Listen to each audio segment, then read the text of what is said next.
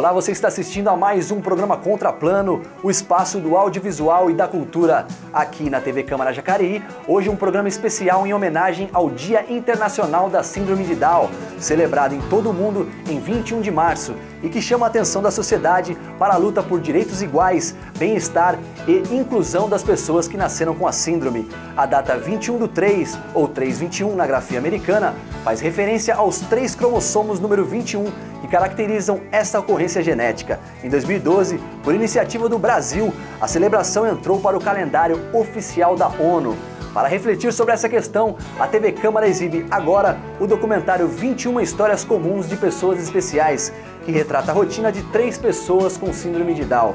Por meio de entrevistas com os familiares, especialistas e os próprios personagens, o documentário aproxima o público da história dessas pessoas com o objetivo de passar informações corretas sobre suas limitações e normalidades. Agora no Contraplano, o espaço do audiovisual aqui na TV Câmara Jacareí.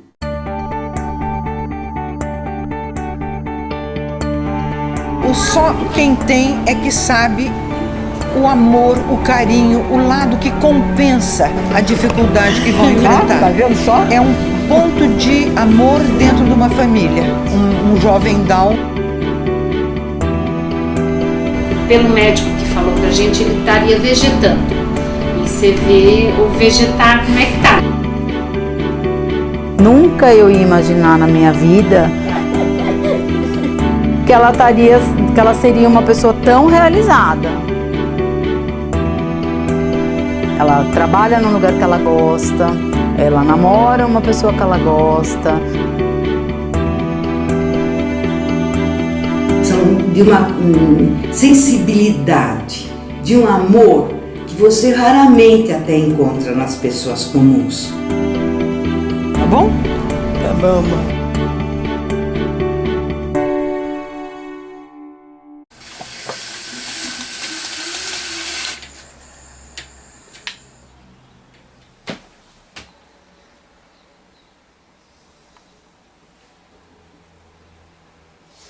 Tem muita rotina, né? Da rotina para todos eles, isso é uma característica muito forte na síndrome de Down.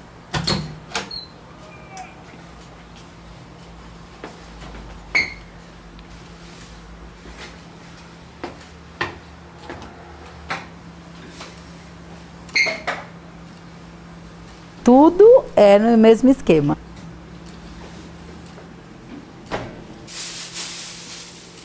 O que é isso?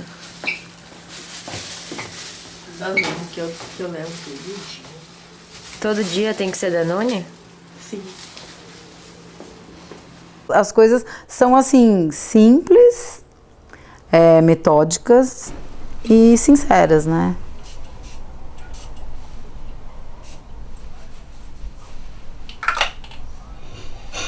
Meu nome é Júlia, tenho 26 anos, trabalho na Unilever. Ela é funcionária padrão, né? O que você tá ouvindo no fone? Música. Não é a mesma do carro? Que música é? Da Anitta. Oi? Da Anitta. E por que você tá de óculos de sol? É que eu quero ser chique.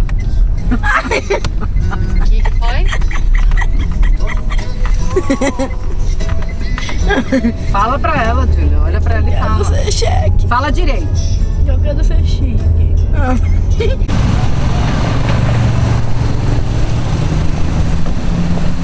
E ela sempre foi muito bem recebida lá, então por isso que eu acho que ela se sente muito bem lá. Pra ela, nossa, é tudo o trabalho.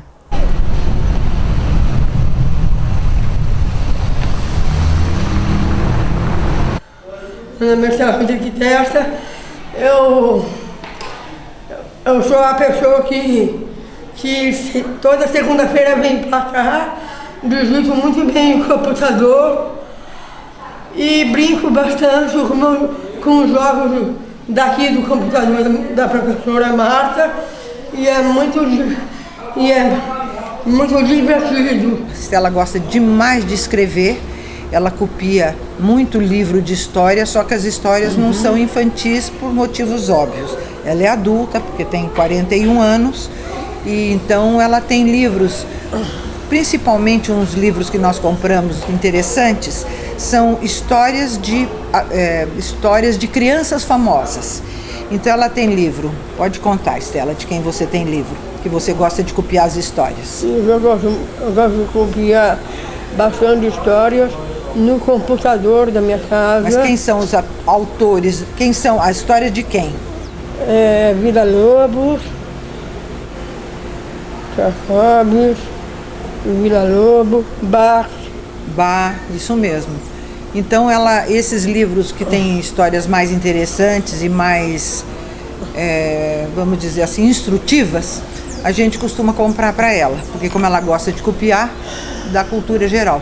Eu faço tipo de trabalho como informática, bordado, vários tipos de trabalho de artesanato,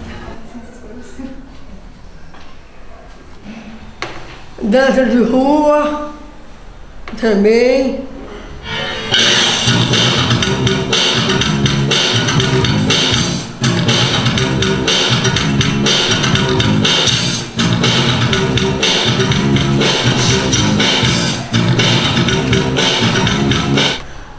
Capoeira com o professor Baiano. As professoras e professores são muito amores, são muito amores por os alunos. Tchau, amigão. Tchau, tá falhando ou vai? Não. Legal. Pronto, vamos ir. Aí. Oi. Tá aqui. Esse quarto. Ele é um palmeirense verde, mais verde que o pai não torce para nada. É palmeirense roxo, né? Verde. Tem gente que fala pra mim, você vai pôr ele mesmo no mercado de trabalho? Onde que você pretende? Não sei ainda, o leque dele é muito grande. É jogador de futebol. Não, eu tenho essa camisa, um Palmeiras, ele é original. É arquiteto, é mestre de obra, é ator, ele quer ser tudo. E essa também, o Palmeiras já vestiu essa camisa, foi 10, do Liva, ele é 10. Chefe especial, fotógrafo.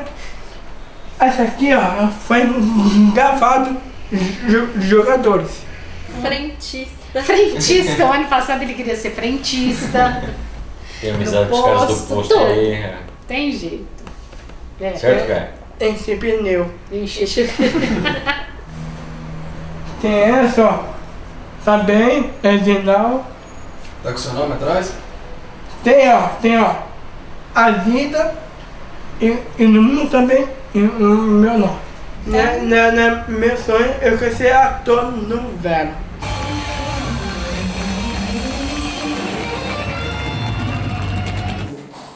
Eu sou Caio Camargo Antônio. A síndrome de Down, ela é uma alteração genética que ela acontece em decorrência a essa pessoa nascer com um cromossomo 21 a mais. Por isso que a síndrome de Down também é conhecida como trissomia do cromossomo 21. E nós, pessoas comuns, temos 2 cópias e eles têm 3 cópias. Então é uma alteração genética e por causa dessa cópia a mais, eles têm diversas diferenças. A característica maior deles é a hipotonia. Então eles têm que sempre estar trabalhando para que essa hipotonia é a musculatura mole.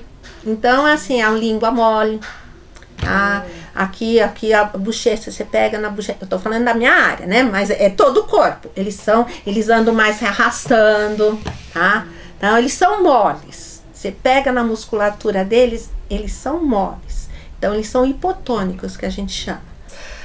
O comprometimento intelectual, que o nosso QI é por volta de 80, 90, o deles gira em torno de 50, 70, então eles têm um comprometimento intelectual leve, mas tem. Ele vai precisar de um apoio maior para ele pegar um transporte, para ele se né, se virar, enfim, nas coisas, para ele ter uma autonomia, para sair, para ir na casa do amigo, para ele poder ir numa balada, para ele voltar de táxi, sei lá. Muitos deles, 90%, vão precisar usar óculos em algum momento da sua vida. 30% deles têm problemas de tireoide. Metade deles apresentam problemas cardíacos, sendo que desses 50% que apresentam problemas no coração, 25% deles vão ter que operar. Eles cansam mais, tá? Eles têm uma resistência menor, né? Física menor, tá? Eles, pela hipotonia deles, eles se cansam mais. Ó, se eles tiverem que andar aqui na avenida, eles vão se cansar muito mais do que qualquer um. Por quê? A respiração deles é mais difícil, eles respiram mais pela boca. Durante a gravidez eu não soube nada. Todos os fez um bom acompanhamento, pré-natal, médico muito bom. Nas conversas e nos acompanhamentos, ele nunca aventou a possibilidade de solicitar um exame ou trocar ideia com a gente a respeito da possibilidade, entendeu? Então, normal. O parto da Bia foi normal, acompanhei. O parto do Eduardo foi normal. E do Caio seria mais um parto normal. Estava acompanhando, na última hora resolveu sentar. Ele sentou na última semana. Isso. E aí teve que fazer cesárea de última hora. No dia seguinte, até então, estava tudo tranquilo, não sabia de nada. No dia seguinte de manhã que o neonatologista ligou no quarto atrás do Sérgio, porque precisava conversar com ele. Só que antes disso, deixa eu falar, que eu ia lá no berçário e ficava acompanhando todas as crianças lá no berçário, né? Vendo meu filho, né? E os outros nenês, né?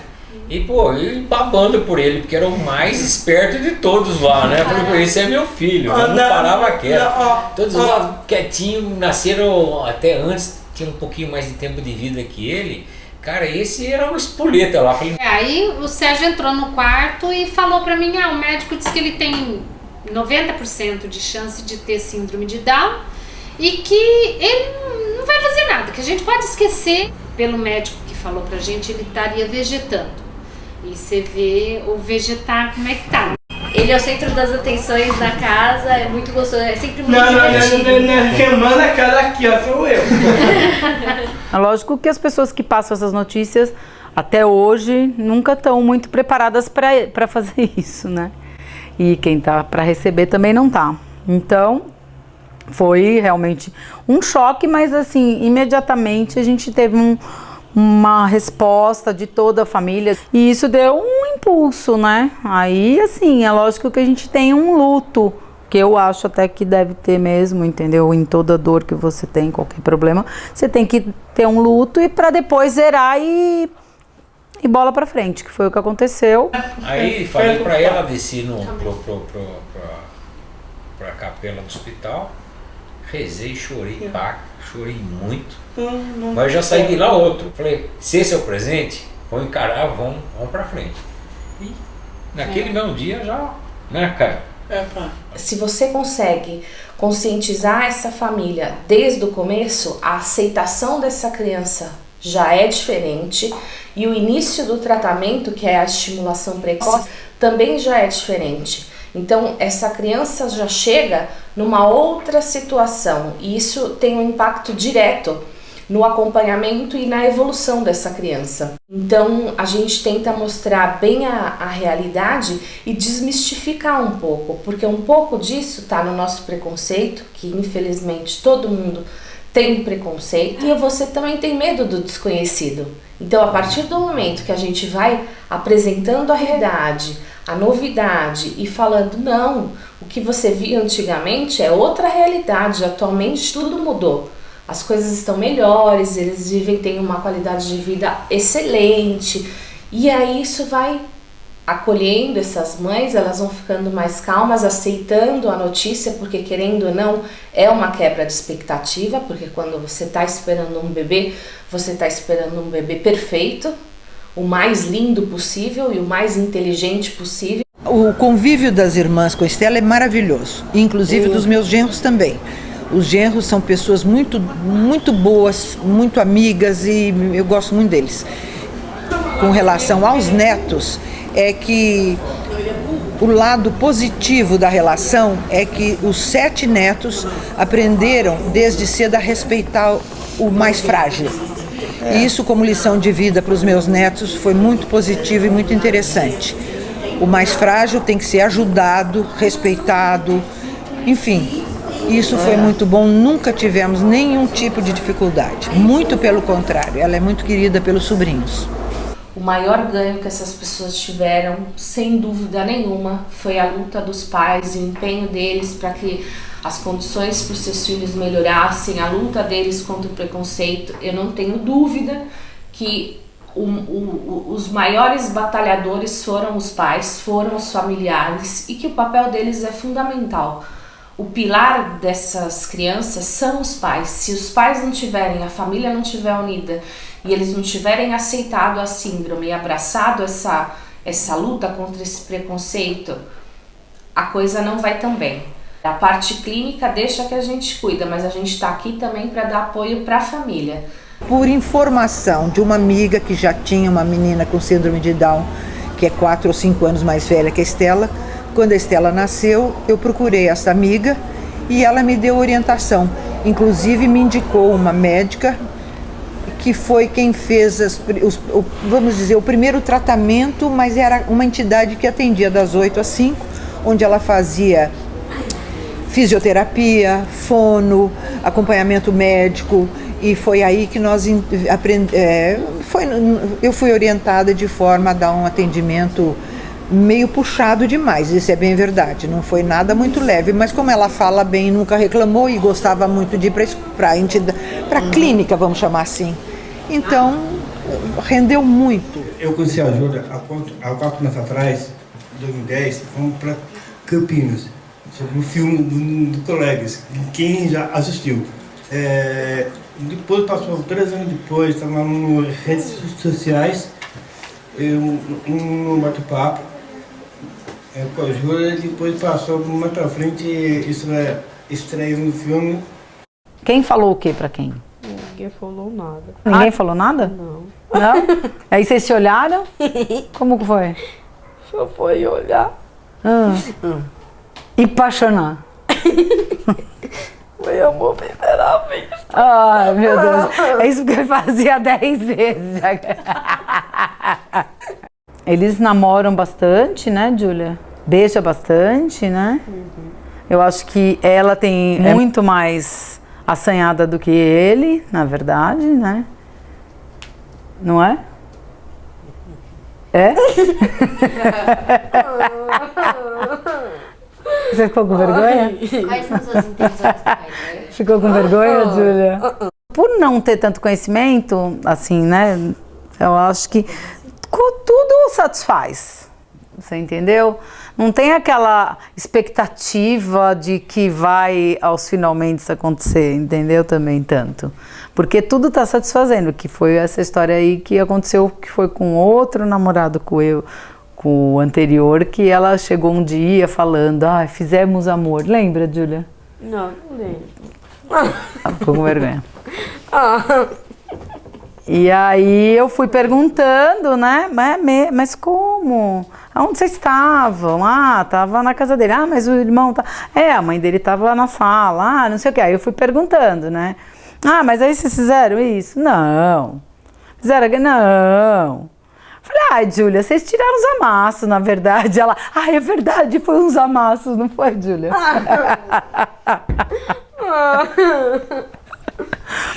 Porque, na verdade, aquilo já satisfez, entendeu? Estão perguntando quando que vocês vão casar. Pergunta delicada essa, né? É o tipo de coisa que não se faz, né? É só pra deixar os dois sem jeito. Tem pessoas com síndrome de Down que namoram bastante, outras gostariam de namorar e não namoram, né? Eu acho que assim, como qualquer segmento ou como qualquer outra pessoa, eles encaram de um jeito muito pessoal. Muitas vezes eu acho que falta essa troca, falta esse ambiente favorável, falta experiência, falta vivência. O impulso sexual é igual aos outros? Eu não sei, porque eu não sei como é que é para cada um. Cada um tem seu jeito, tem a sua forma de sentir, a sua forma de expressar e tudo mais. não há uma contraindicação, não tem nada demais namorar, eles podem namorar. Eu acho que se eles encontram uma pessoa que tá da mesma forma que eles, querendo namorar, né? Se as famílias permitem isso, porque quando a gente pensa em casamento, por exemplo, é possível? Até é possível, não é uma coisa que a gente veja com frequência, mas acontece muito com uma tutela e um apoio familiar. São famílias que assumem, né? Porque precisa um acompanhamento. Se a família não se dispuser a isso, não encarar isso de um jeito bom, de um jeito tranquilo, provavelmente vai ser difícil de acontecer. Mas agora ele perguntou uma coisa pra mim. O quê? Que ele me convidou pra ir numa festa no sábado. Só pra você não ir na balada com as suas amigas. Aí para, Devinha.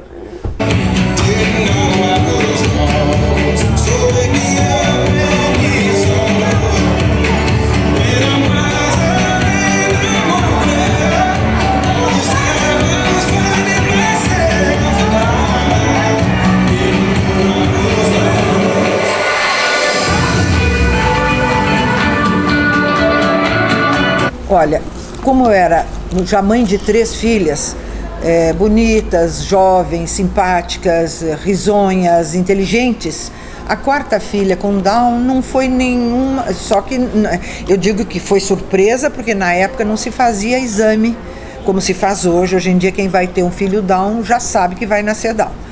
Na época que a Estela nasceu isso não existia. Mas como era a 4ª filha, eu já tinha experiência como mãe de crianças comuns. Ela teve uma vida super normal, foi muito bem aceita e muito amada desde sempre. Não tivemos nenhum tipo de rejeição, não, foi muito amada, e isso eu tenho ideia que foi muito bom para o desenvolvimento dela. O que a gente vê é assim, quanto mais cedo você começa a estimulação, o prognóstico é melhor. Tá? Então, por exemplo, eu tive crianças eu tenho crianças eu tenho um que eu recebi agora, tem 9 meses.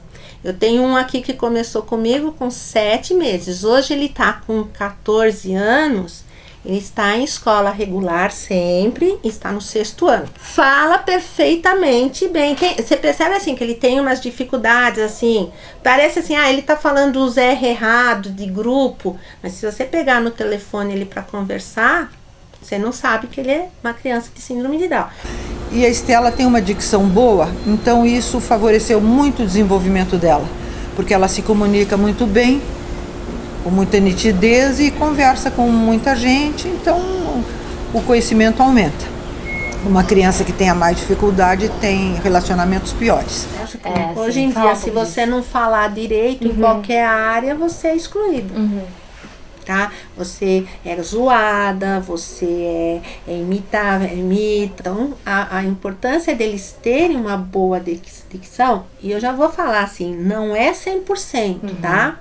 Eles por conta dessa hipotonia, tá? Mas eles conseguem falar a maioria dos sons, eles têm aquela voz característica. O problema desse é o social, entendeu? Deles de como as pessoas vão entender o que eles estão falando, de entender o que eles querem. Ele começou no colégio particular, ficou lá uns 7, 8 anos mais ou menos. Aí percebemos que se pegar um ano que tinha um professor bom, independente da escola, aquele ano ele sempre teve muita vontade de aprender, até hoje. Isso aí é geral em todas as escolas.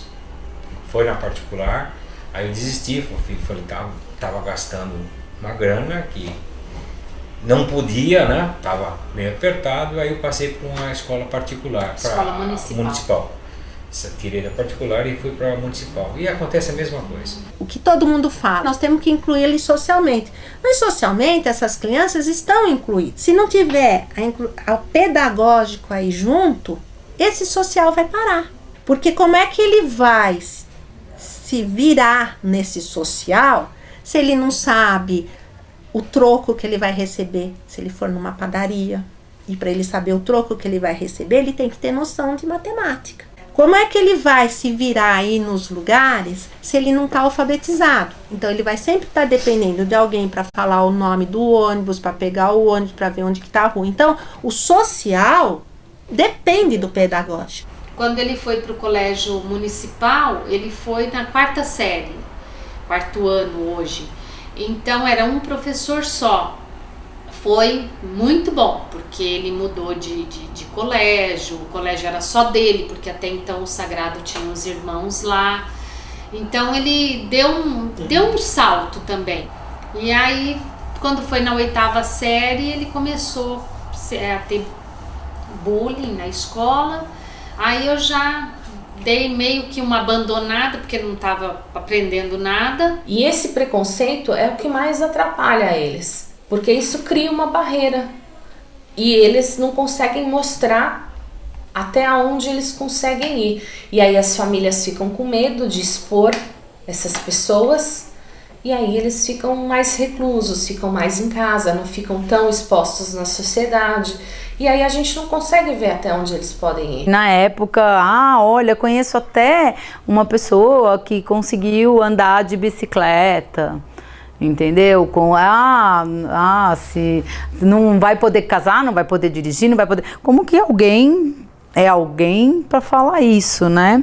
E o que me veio na cabeça nesse momento foi realmente assim. Eu lembro que eu tinha uma amiga na época que nunca tinha conseguido tirar a carteira de motorista, porque ela era reprovada em todos os exames, e outra que nunca tinha casado. E ninguém, quando eles nasceram, chegou e falou isso, entendeu? Essa daqui não vai casar, essa daqui não vai tirar a carteira, entendeu? Então, acho que o grande problema é esse com a deficiência, entendeu? É justamente as pessoas já, antes das coisas acontecerem, elas já vão falando que não vai poder fazer isso, não vai poder. Aí, quando consegue fazer, nossa, aí parece que é uma super, hiper, né?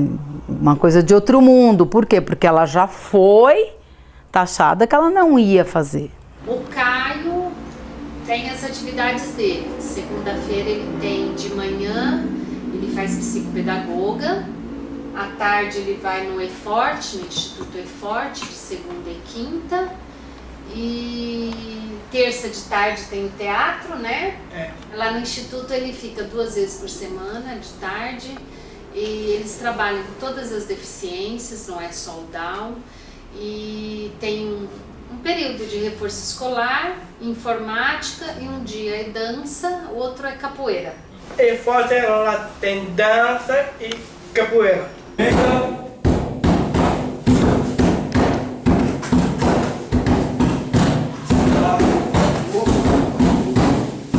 A capoeira melhora bastante a parte cognitiva, a parte de concentração, a parte rítmica, então ele fica com uma autoestima mais elevada. Capoeira traz muito mais alegria para eles. Vejo que eles são muito empolgados, isso ajuda bastante. Eles não têm, eu não preciso criar estratégias para estarem animados para fazer a aula. Eles chegam sempre animados. O que talvez em outro curso, talvez tenha essa pequena diferença, talvez em outro curso a gente tem que estar motivando o tempo inteiro, criando estratégias motivacionais. Aqui a motivação, ela já acontece de forma natural. Na aula, eles ensinam a gente a aprender a ligar e a gente passar cordões, a gente virar, todo aluno pode virar mestre capoeira. Capoeira é sangue, capoeira é nosso sangue.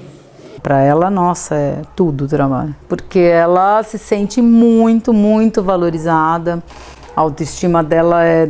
Tanto que assim, por exemplo, ela é funcionária padrão, né? Ela não quer faltar, ela não... Para sair mais cedo para ir no médico é um sacrifício, tudo ela acha um drama, porque se ela não estiver lá, ela mesma já fica coordenando quem vai fazer o andar dela, porque eles distribuem correspondências, cada um é responsável por um andar, né? Ela foi muito bem recepcionada na Unilever. Assim, eles fizeram umas reuniões comigo também antes dela ser contratada. e queriam saber as dificuldades que seriam. Eu encaminho alunos para o mercado de trabalho. Eu tenho que ver o que as empresas estão me oferecendo, cargo, função, é lógico, buscar o aluno que se adequa a esse cargo e a essas funções, inclusive a deficiência, e vou fazer a sensibilização do local, das pessoas todas com quem ele vai trabalhar, o que a firma me pede. Preparamos a família, o aluno para encaminhá-lo e depois continuamos a acompanhá-lo até um determinado momento, quando então somos desligados desse trabalho. Anteontem, Estela teve numa festa de aniversário do Maurício, que é um daqueles meninos que dança muito bem, aquele que faz uma parte sozinho na frente.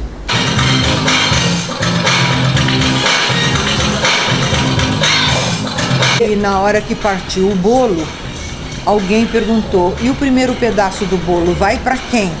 E como ele tinha lá a namoradinha e a mãe, nós imaginamos que fosse para uma dessas duas pessoas. Mas não, ele abaixou a cabeça, pensou um pouco e disse o seguinte: conte, Estela, para quem que ele deu o primeiro pedaço de bolo? Pro Danilo. E por que pro Danilo? Conta o que aconteceu com o Danilo faz um mês. Que tinha o que aconteceu com ele? O que aconteceu foi a gripe forte. E aconteceu o que com a gripe forte? Que ele morreu. Ele morreu faz um mês. E era do grupo de dança. E o menino, que é o Maurício, então abaixou a cabeça, depois olhou para todo esse primeiro pedaço, vai para o meu amigo Danilo, que agora está morando no céu. Então vocês vejam só como é que a alma desses jovens, a bondade é imensa e a delicadeza também. Não é, Estela? Foi isso que aconteceu ontem. Algumas pessoas ficaram com lágrimas nos olhos de ver o sentimento bonito deles. Um momento muito que para mim assim realmente me dá muito prazer e me satisfaz muito é realmente quando ela começou no UP. Isso é quando não tem significado da bruxaria. Loucura! Olha só, a palavra Deus é sempre escrita com a letra maiúscula. Já a palavra Deus, nem sempre. Tá me olhando por quê? Você tem inveja de mim. Porque eu recebi alta. Porque eu tive uma chance. Porque eu tenho uma vida.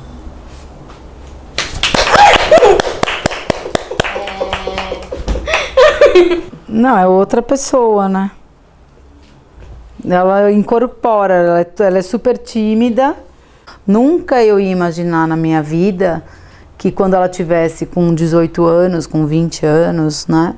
21, quando ela começou lá, que ela seria uma pessoa tão realizada. Ela trabalha num lugar que ela gosta, ela namora uma pessoa que ela gosta, ela tá fazendo uma coisa que ela adora, que é no teatro, tá ali no palco, tá sendo aplaudida por um monte de gente, entendeu? Coisas que muitas pessoas... Eu, por exemplo, eu não tenho uma atividade que eu goste tanto de fazer, que me dê tanto prazer, quanto ela tem no teatro, por exemplo. O que você sente quando você tá no palco? Eu sinto minha alma. E o que ela te diz? Diz que eu vou ser atriz. Mas você não acha que você já é atriz? Sim. Você quer contar mais alguma coisa? Sua mãe que falou. Hein? Mais o quê? Você tem namorado? Eu tenho. O namorado é o Ricardo. Ele dizia assim pra mim, vejam vocês, que ingênuo. Ele dizia: linda, loira, alta, magra, rica. Então, como eu digo, dos meus 4 genros, ele é o melhor. Tá vendo só? Ou mães ou pais de Down, saibam que o incentivo é tudo. Não pode acreditar que eles não sabem, porque eles aprendem desde que seja da maneira certa e de uma forma intensa. Porque a gente tem uma imagem formada, né, nossa, deve ser, é assim, é assado, é assado. Então, se você conhecer, você vai mudar essa ideia, né? Que é justamente quebrar o preconceito. No meu caso, o que eu falaria para esse pai ou para essa mãe, né? Você está recebendo um presente que você não imagina, não tem noção de que forma e de quantas maneiras você vai se surpreender com ela, entendeu? No início você vai levar um tremendo susto, né? Vai se perguntar como fazer, como trabalhar, como resolver, como proceder, mas você vai aprender muito mais do que você vai ensinar. Então se você for um bom observador, você vai aprender muito mais do que você vai ensinar para ele. Mas uma sugestão é realmente isso, que conheça, né? Por exemplo, tem uma peça de teatro deles, pessoas com síndrome de Down, que vá assistir, porque você vai mudar um pouco aquele mito que está na sua cabeça, né? Por não conhecer, a gente fica com aquela ideia. E que conheça e que veja que eles têm uma vida, que eles são felizes, para realmente tratar seu filho dessa forma, né? Para que ele cresça dessa forma. Não. E é isso que eu sempre falo para as mães que me procuram, é isso, é uma maravilha. E vai, pega, engrena ali, ó, você pega o fio da meada e vai. Você tem que dar esse suporte, porque não tem como eles conseguirem correr atrás, por mais independente, com mais autonomia que tenha, né? Fazer assim, você tem até o tempo todo, tem que ir direcionando. Às vezes a gente fica bravo, fica estressado, ele não fica estressado por mais que 5 segundos e já esquece, não guarda mágoa. É só coisa boa, assim. Se Deus mandou, você aceita e aprende a conviver e aproveita o que eles têm de bom para dar, que é afeto de todas as formas. No final das brincadeiras, o melhor é a certeza que a gente brincou. Pelo prazer de estar vivo, pela honra de desfrutar cheiros, tatos, barulhos e afetos. A gente ande por aí orgulhosos de nossos privilégios e alegrias. Conta pra mim o que você vê. Eu olharei por nós. Olha pra mim. Olhe por mim. Eu te levo. O mundo todo é assim. Que seja assim. E quem não canta, que dance a voz do outro. Quem não toca, que dance. Pausado nos acordes de quem toca. Porque é perfeito. Só tudo junto. Só uma das mãos não se faz um aplauso. Só uma das bocas jamais fará um beijo. Todos juntos sim. Podemos formar a imensa risada. E quando for realmente enorme, Deus vai ouvir. E nunca mais vai se sentir sozinho.